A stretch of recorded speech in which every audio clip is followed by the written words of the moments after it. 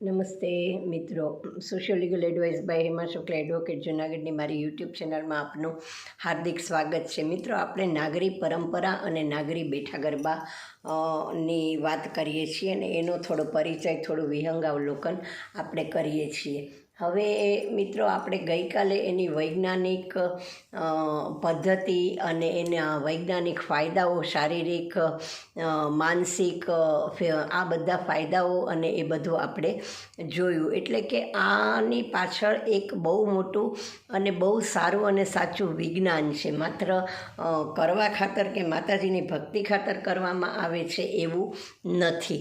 હવે આપણે જૂનાગઢ આરાસુર ગરબા મંડળ જે છે, જે 70 વર્ષથી જૂનાગઢ સ્થિત છે અને માઈ કલાપીએ જેની સ્થાપના કરી છે એમ કહેવાય છે. આજે એની 4થી પેઢી ઘણાની છે. આ ગરબા મંડળમાં દર મહિનાની પ્રત્યેક બંને 14 સુદ અને વધે અને 4 નવરાત્રિમાં રાત્રે 9:30 કે 10થી 11:30 સુધી બેઠા ગરબાનું ગાન કરવામાં આવે છે અને 4 નવરાત્રિનું અનુષ્ઠાન કરવામાં આવે છે. અને ટાઢ, તડકો, વરસાદ, ધરતીકંપ, કોરોના, પૂર, અતિવૃષ્ટિ, આ બધામાં આ ગરબા ચાલુ રહે છે. એટલે સુધી કે એ ગરબા જેને ત્યાં થાય છે, માઈ ભક્તો પથુભાઈ વૈદ્ય અને તનુમતીબેન વૈદ્ય, એમાંથી તનુમતીબેન વૈદ્યનું ડેથ 14 થયું હતું, ચૈત્રવદ 14, ત્યારે પણ રીધમ વગર પણ ગરબા ચાલુ હતા. એટલે કોઈપણ વસ્તુ, કોઈપણ પરંપરા શરૂ કરવી બહુ સહેલી છે, પણ એને જાળવી રાખવી, અવિરતપણે એનું પાલન કરવું એ મિત્રો બહુ અઘરું છે. 70-75 વર્ષ એક જ પરંપરાને કન્ટિન્યુઅસ જાળવી રાખવી એ ખૂબ અઘરી છે અને જે હજી સુધી જળવાઈ રહી છે. એટલું જ નહીં, પણ જે નાની યંગ જનરેશન છે એને પણ ધીરે ધીરે તૈયાર કરતા જાય છે ગરબા માટે, ઢોલક માટે, ઝાંઝ માટે, ગાવા માટે, અને એને આ પરંપરાની સોંપણી કરવાની છે. એ રીતે પદ્ધતિસર આખી આની પેલી થાય છે.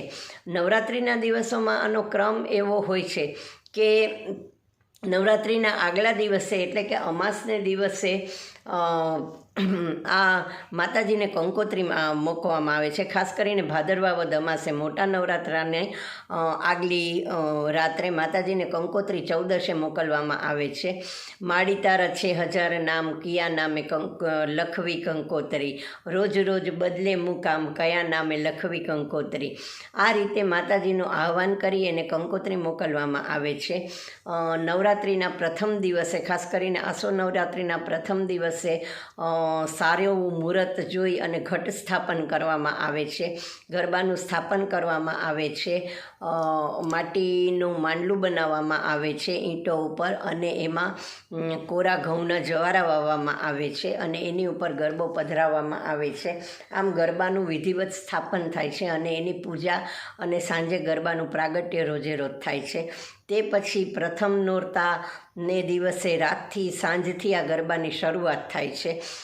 શક્ય હોય ત્યાં સુધી પહેલે દિવસે સાંજે ચંડીપાઠના 13 કવચના ગરબાનું ગાન કરવામાં આવે છે. કારણ કે નાગરી પ્રથા છે કે એના કોઈ પણ શુભ પ્રસંગો હોય તો એની શરૂઆત જે છે એ કાયમ ત્રપેંડી અને ચંડીપાઠથી કરવામાં આવે છે. એટલે જેટલી વ્યક્તિઓ આ ગરબા ગાવામાં હાજર હોય એટલા ચંડીપાઠ થાય એમ કહેવાય છે. બીજને દિવસે જે દુર્ગાદેવી છે, જેના સ્થાનકમાં આ બધા ગરબા ગવાય છે, એનો પાટોત્સવ હોય છે. એટલે સવારે માતાજીની રવાડી નીકળે છે, એટલે કે માતાજી નગર ચર્ચાએ નીકળે છે અને જે ભક્તો મંદિર સુધી આવી શકતા નથી કે દર્શન કરી શકતા નથી, એને દર્શન આપવા માટે ખુદ માતાજી નગર ચર્ચાએ નીકળે છે.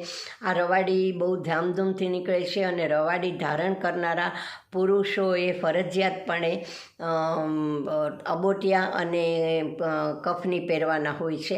એટલે કે પવિત્ર રેશમી વસ્ત્રો જેણે ધારણ કર્યા હોય એ જ રવાડી ઉપાડી શકે છે. આ રવાડી બધે જ ફરે છે. તે પછી રવાડી માતાજીના સ્થાનકે પાછી આવે છે. રસ્તામાં રવાડીને જ્ઞાતિજનો જુદી જુદી જગ્યાએ પોતાના ઘર પાસે પોંખે છે, વધાવે છે, એનું સ્વાગત કરે છે. રવાડીમાં ફરનારાઓનું પણ ઠંડા પીણા છે, દૂધ છે, આઈસ્ક્રીમ છે વગેરેથી સ્વાગત કરવામાં આવે છે. અને માતાજી કલાક એક નગર ચર્ચા કરીને પાછા મંદિરે પાછા ફરે છે. તે પછી મંદિરમાં ચંડીપાઠનું આયોજન થાય છે અને ચંડીપાઠ પતે બ્રાહ્મણોની પૂજા વગેરે થાય. પછીથી સાંજે રાત્રે એ રીતે ગરબા હોય છે. તે દરમિયાન જે કુંવારકા બટુક છે એનું પણ પૂજન નાગરી પરંપરા અને રિવાજ મુજબ કરવામાં આવે છે. એને ખાવાનું ને અભ્યાસને લગતી વસ્તુઓને બધું આપીને એનું પૂજન કરવામાં આવે છે. એટલે આ એક બેઠા ગરબા પૈકીની જ એક પરંપરા અને પ્રથા છે. રાત્રે ગરબા પહેલે નોરતેથી શરૂ થાય છે.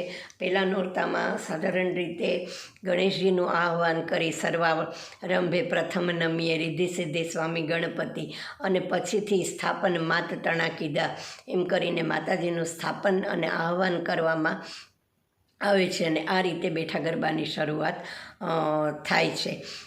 સાધારણ રીતે જે છે એ આ શાસ્ત્રોક્ત રીતે આ ગરબા ગાવામાં આવે છે. એટલે કે એમાં માતાજીના સ્થાપનના, એના શણગારના એવા બધા જ ગરબા કરવામાં આવે છે અને એ રીતે આ બેઠા ગરબાની શરૂઆત એમાં બધા સ્ત્રી પુરુષો બધા સરસ રીતે શણગારીને આવે છે. ગરબા પતી જાય પછી છેલ્લે ભૈરવી ગાવામાં આવે છે અને દૂધ અને એનો પ્રસાદ હોય છે. પેંડાનો પ્રસાદ અને દૂધની પ્રસાદી હોય છે. કોઈ પણ અજેઠી વસ્તુઓ છે એ ત્યાં લાવવામાં આવતી નથી, એલાઉડ નથી.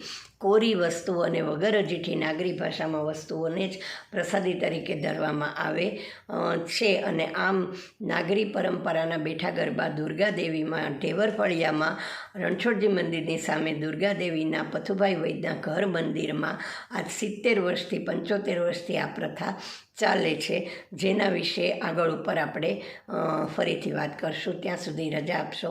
Thank you very much.